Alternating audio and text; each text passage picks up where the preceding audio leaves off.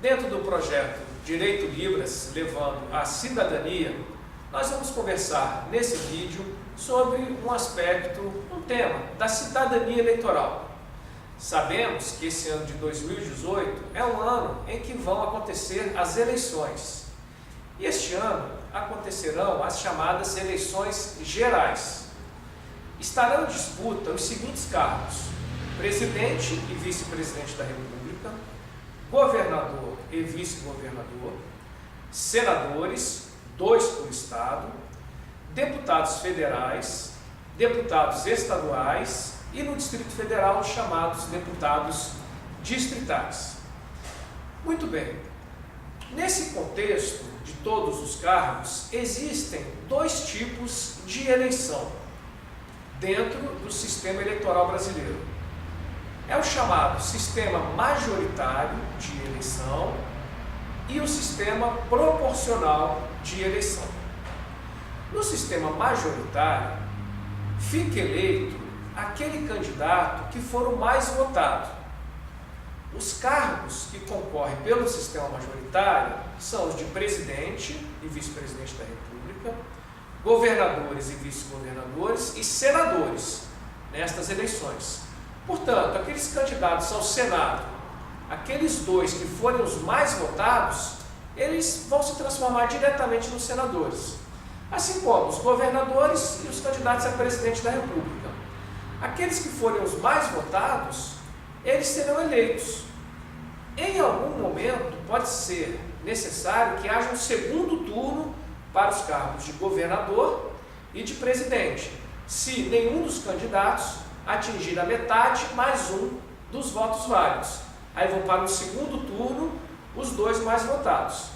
E nesse segundo turno, entre os 2, aquele que for o mais votado estará eleito. Esse é o sistema majoritário, é um sistema de apuração mais simples. O sistema proporcional, que estarão esse ano disputando nos cargos deputado federal, deputado estadual e deputado distrital, ele já tem como parâmetro o chamado sistema proporcional de votação. No sistema proporcional, estarão eleitos deputados federais por um determinado estado, aqueles candidatos de um partido político que conseguiu o chamado quociente partidário.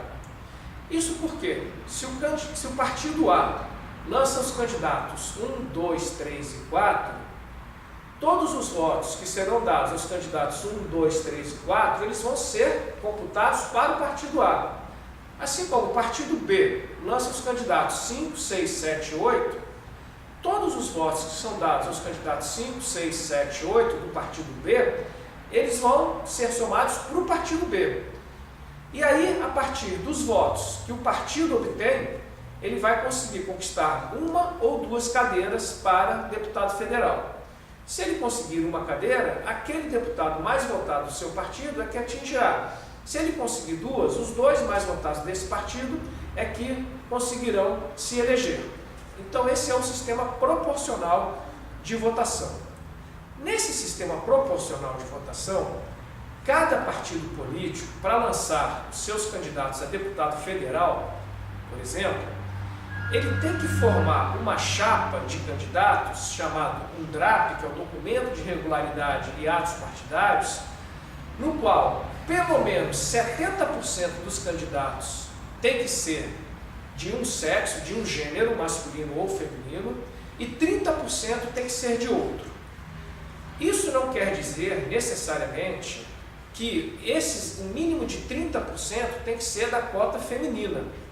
Não é isso, pode ser até da cota masculina, um partido que lança 30% de candidatos homens e 70% de candidatas mulheres. Isso pode acontecer. Entretanto, a realidade brasileira é no sentido de conseguir a inserção feminina para a atividade política. Então, o que os partidos políticos têm tido como objetivo é conseguir pelo menos um percentual de 30% de candidatas para os cargos de deputado federal, estadual e distrital.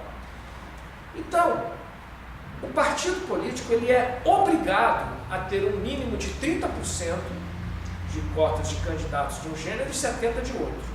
Se o partido não conseguir atingir, digamos, 30% de cotas de mulheres, ele ficará inviabilizado como um todo de lançar candidaturas. E também, se o partido político lança candidatas que a Justiça Eleitoral e a doutrina já denominaram de candidatas laranjas, candidatas que são chamadas apenas para preencher essa cota, sem, entretanto, fazer campanha e às vezes nem ter votos, isso também é considerado uma fraude e não pode acontecer. Portanto, é muito importante que os partidos políticos eles tenham essa consciência de obedecer a esses critérios e lançar um mínimo de 30% de candidatas de um sexo ou de outro, que normalmente é necessário 30% de candidaturas femininas, e os outros 70% de candidaturas masculinas. Nesse aspecto de gênero, também queremos trazer a notícia de que a Justiça Eleitoral regulamentou para as eleições de 2018 que aquela pessoa que se identifica como um transgênero, ela poderá usar o seu nome social, se for candidato, e poderá usar o seu nome social também no momento da votação. Isso quer dizer que o mesário da Justiça Eleitoral, ele tem um caderno com o nome das pessoas, dos eleitores, para poder fazer a conferência. Nesse caderno de votação estará o nome civil de nascimento da pessoa, digamos que nasceu João, mas que ao longo da vida se identifica como Maria. Então, no caderno de votação terá o nome de nascimento João e logo na frente haverá o nome social adotado pelo transgênero, que nós estamos dizendo aqui, por exemplo, Maria. A mesma coisa para candidatos, pessoas que são transgêneros e pretendem ser candidatos, também poderão fazer campanha com seu nome social de transgênero. No mesmo exemplo, se eu de nascimento sou João, mas ao longo da vida me identifico como Maria, eu poderei registrar o meu nome perante a Justiça Eleitoral como sendo de Maria, meu nome social. Para isso, entretanto, é muito importante que se cumpra o prazo do dia 9 de maio. Todos os eleitores que se identificam na condição de transgênero devem se dirigir à Justiça Eleitoral, ao cartório eleitoral, até o dia 9 de maio, para fazer uma autodeclaração, se reconhecendo como tal, como uma pessoa transgênero, e orientar a Justiça Eleitoral, dizer a ela essa condição, para que no dia da eleição possa estar lá o seu nome social.